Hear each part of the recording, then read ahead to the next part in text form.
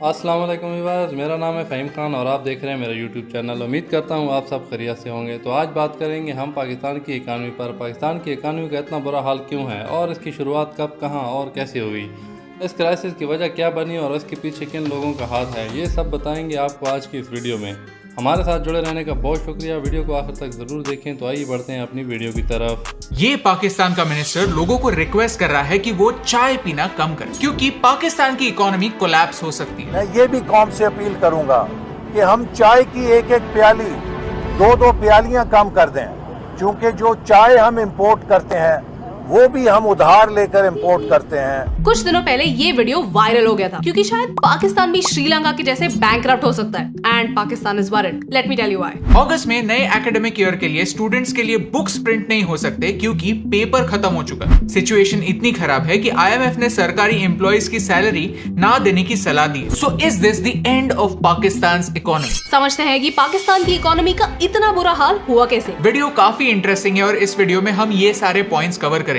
आपका टाइम काफी प्रेशियस है, इसीलिए ये हैं सारे चैप्टर्स। बट आई सजेस्ट पूरा पिक्चर जानने के लिए इस वीडियो को एंड तक देखिए और अपने दोस्तों के साथ शेयर कीजिए। शायद आपको विश्वास ना हो, लेकिन 1947 के बाद शुरुआती दौर में पाकिस्तान भारत से ज्यादा फास्ट ग्रो कर रहा था। और सिर्फ भारत से ही नहीं, पूरे एशिया के एवरेज से पाकिस्तान 2% आगे था। साउथ एशिया की फास्टेस्ट ग्रोइंग इकोनॉमी था पाकिस्तान। तो प्रॉब्लम कहां हुआ? प्रॉब्लम हुआ एक अच्छे प्लान के साथ। That went wrong. 1958 में पाकिस्तान में कई पॉलिटिकल चेंजेस हुए। उनकी कॉन्स्टिट्यूशन में फंडामेंटल बदलाव आए और इस बदलाव के लिए रिस्पॉन्सिबल थे ये इंसान, जनरल अयूब खान। एक्चुअली पहले ये पॉलिटिक्स में थे ही नहीं, ये तो पाकिस्तान के पहले नेटिव कमांडर इन चीफ थे। लेकिन जब आर्मी और पॉलिटिशियंस में कॉन्फ्लिक्ट शुरू हुआ तो उन्होंने पाकिस्तान में तख्ता पलट कर दिया और खुद प्रेसिडेंट बन गए। वक्त बदल दिया, जज्बात बदल दिए, जिंदगी बदल दी। इस टाइम पीरियड में पाकिस्तान की सबसे ज्यादा ग्रोथ हुई। मैन्युफैक्चरिंग 8% पर ईयर से ज्यादा स्पीड से बढ़ी। बड़े बड़े डैम्स बने, नेशनल हाईवेज बने। But the road to hell is paved with good intentions. इस ग्रोथ के लिए पैसा आया कहां से? पाकिस्तानी लीडर्स ने एक ऐसा पोर्टल ओपन किया जो आने वाले टाइम में पाकिस्तानी इकोनॉमी को डैमेज करने वाला था। वो पोर्टल है डेट। आज तक पाकिस्तान ने 22 बार IMF से पैसे बोरो किए हैं। सिर्फ IMF से नहीं, एशियन डेवलपमेंट बैंक और वर्ल्ड बैंक से भी पाकिस्तान ने कर्जा लिया है।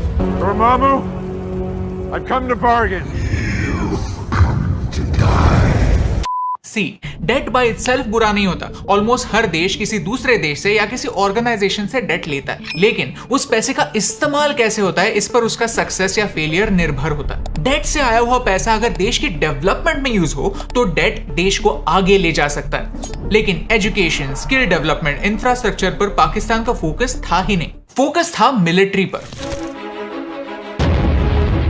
पाकिस्तान के बजट को खोलकर देखे तो साफ साफ दिखता है कि पाकिस्तान सबसे ज्यादा दो चीजों पर स्पेंड करता है। पहला है डेट रीपेमेंट और दूसरा है डिफेंस यानी आर्मी। हर साल पाकिस्तान आर्म फोर्सेस पर होने वाला खर्चा बढ़ाता है। एक वॉर में कोई विनर नहीं होता क्योंकि नुकसान दोनों साइड्स का होता है। पैसा भी वेस्ट होता है और जाने भी जाती हैं। ये जानते हुए भी पाकिस्तान की प्रायोरिटीज नहीं बदली। डेवलपमेंट ना होने की वजह से इनकम सोर्सेज बढ़े ही नहीं। आज भी 42% पाकिस्तानी लोग पढ़ लिख नहीं सकते। ऐसे सिचुएशन में फॉरेन कंपनीज पाकिस्तान में क्यों आएंगी? लोगों को जॉब्स क्यों देंगी? इस सारे सिचुएशन की वजह से पाकिस्तान एक ऐसे डेट ट्रैप में फंस गया है जिससे निकलने का एक ही तरीका है, और डेट लो। सोचिए, आप एक गाड़ी लेते हैं लेकिन वो गाड़ी चलाने के लिए आपके पास पेट्रोल नहीं है, तो आप पेट्रोल पंप पर जाकर पेट्रोल उधार लेते हैं, लेकिन ठीक से प्लान नहीं करते तो आधे रास्ते ये पेट्रोल खत्म हो जाता है। तो आप किसी और पेट्रोल पंप पर जाते हो और वहां से पेट्रोल उधार लेते हो, पहले पैसे चुकाए बगैर। पाकिस्तान का हाल कुछ ऐसा ही है। लेकिन सिचुएशन सबसे ज्यादा खराब तब हुई जब पाकिस्तान अपनी गाड़ी चालू रखने के लिए सबसे चालाक पेट्रोल पंप पर गया,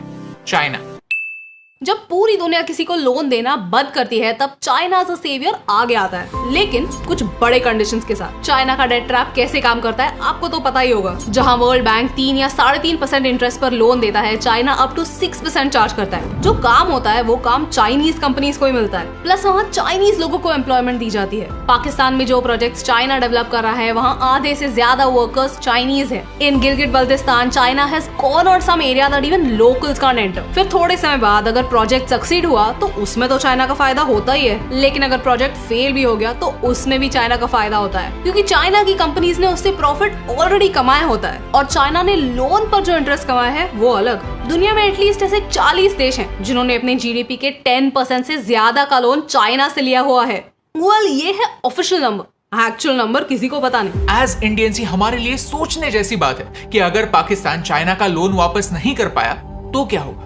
अगर हमने गाड़ी लोन पर ली और ईएमआई टाइम पर नहीं भरा तो बैंक गाड़ी उठाकर ले जा सकती है। China Pakistan economic corridor PoK से होकर गुजरता है। अगर पाकिस्तान चाइना को ये एरिया लीज पर देता है तो ये भारत के लिए बैड न्यूज होगी। आज की घड़ी में पाकिस्तान पर 130 बिलियन डॉलर्स का कर्जा है और अब ये कर्जा चुकाने के लिए आईएमएफ से फिर से कर्जा लिया जा रहा है। ओनली अ पोर्शन दो आईएमएफ से 6 बिलियन डॉलर्स का कर्जा लिया जा रहा है और उनका कर्जा 130 बिलियन डॉलर्स है। पाकिस्तान के मिनिस्टर ने जब लोगों को 1 कप चाय कम करने के लिए कहा तो कई लोग हंसे होंगे, लेकिन इसका रीजन क्या है? पाकिस्तान दुनिया का सबसे बड़ा चाय इंपोर्ट करने वाला देश है। एक साल में पाकिस्तान 600 मिलियन डॉलर से ज्यादा चाय की इंपोर्ट में खर्चा करता है, जिसे खरीदने के लिए प्रेशियस फॉरेन रिजर्व्स यूज होते हैं। जून की शुरुआत में पाकिस्तान के पास सिर्फ आने वाले 2 महीने के इंपोर्ट बिल्स पे करने के लिए पैसे थे। Extreme times call for extreme measures. चाय कम करने के साथ साथ पाकिस्तान ने दुकानदारों को शॉप्स जल्दी बंद करके इलेक्ट्रिसिटी बचाने के लिए कहा है। फ्राइडे के दिनों वर्क फ्रॉम होम करने के लिए कहा है ताकि पेट्रोल बचे।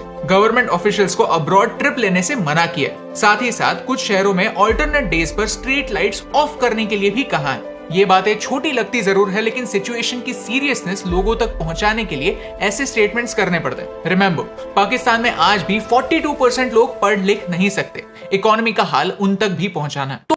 हमें क्वालिटी एजुकेशन पर फोकस करना ही होगा। पाकिस्तान 2.5% एजुकेशन पर खर्चा करता है और भारत 3.5%। डिफरेंस उतना भी ज्यादा नहीं है जितना लगता है। ये नंबर डेवलप देशों में 7% होता है। हमें कंपैरिजन उनसे करने की जरूरत है। आज तक पाकिस्तान में एक भी प्राइम मिनिस्टर ने 5 साल की टर्म पूरी नहीं की है। या तो उनका असैसिनेशन हुआ है या उनके ही लोगों ने उनकी सरकार गिरा दी। पॉलिटिकल स्टेबिलिटी ना होना फॉरेन इन्वेस्टमेंट को दूर रखता है। जहां गवर्नमेंट्स 5 साल की गारंटी नहीं दे सकती, वहां कंपनीज अगले 50 सालों के लिए इन्वेस्ट क्यों करें? फॉरेन कंपनीज अपने प्रोडक्ट्स बाहर प्रोड्यूस करके सिर्फ यहाँ बेचना पसंद करते हैं। ऐसा क्यों?